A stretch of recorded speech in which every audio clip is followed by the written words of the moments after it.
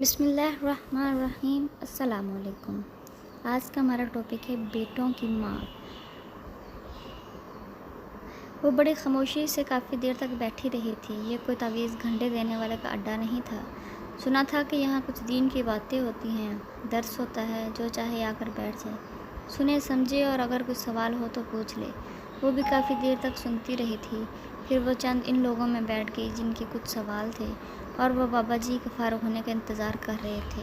میرا کوئی سوال تو نہیں بابا جی، بس یہ کہنا تھا کہ لگتا ہے جیسے کچھ چیزیں نہیں، بس میرے اندر سے کچھ چلا گیا ہے، جیسے بڑی دوری پر آ گئی ہوں، بڑا رونا آتا ہے، دل گھٹتا ہے، دکھی ہیں، پتہ نہیں میں بڑی بری طرح سے فیل ہو گئی ہوں، فیل ہونے کا احساس ہوتا ہے۔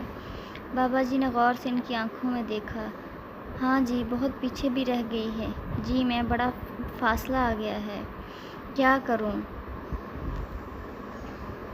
میں بڑی خوشحال زندگی گزاری، میری جوانی بڑی خوبصورت تھی، 20 سال کی تھی جب بڑے اچھے گھرانے میں شادی ہو گئی، سسرال میں بھی راج کیا، دنیا جہاں کی نعمتیں ملتی رہیں، اوپر تلے 4 بیٹوں کی ماں بن گئی، خاندان بھر میں میری خوش قسمتی کی مثالیں دی جاتی تھیں، جیسا چاہا پہنا، جہاں چاہا خرچ کیا، ایک بیٹا ڈاکٹر بن گیا، ایک نے اپنا بزنس کر لیا، ایک پڑھنے کے لیے باہر چلا گیا اور ایک سرکاری ملازم ہو گیا۔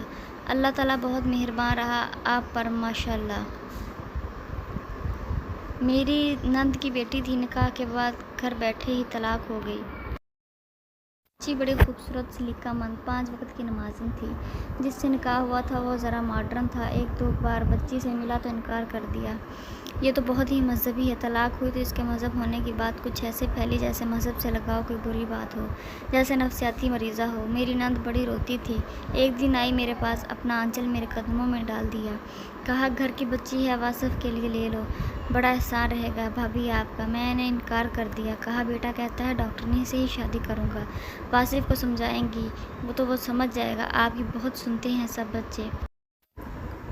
تم جانتی ہو زبیدہ، آج کل کے بچوں کو ماں باپ کی ایک نہیں چلنے دیتی۔ آپ بات تو کریں واصف سے۔ واصف سے میں کیوں بات کرتی، جب شادی ہی میری پسند سے ہونا تھی۔ میں نے واصف کو کانوں کان خبر نہیں ہونے دی اور ہفتے کے اندر اندر ایک ڈاکٹر لڑکی سے اس کا نکاح پڑھوا دیا۔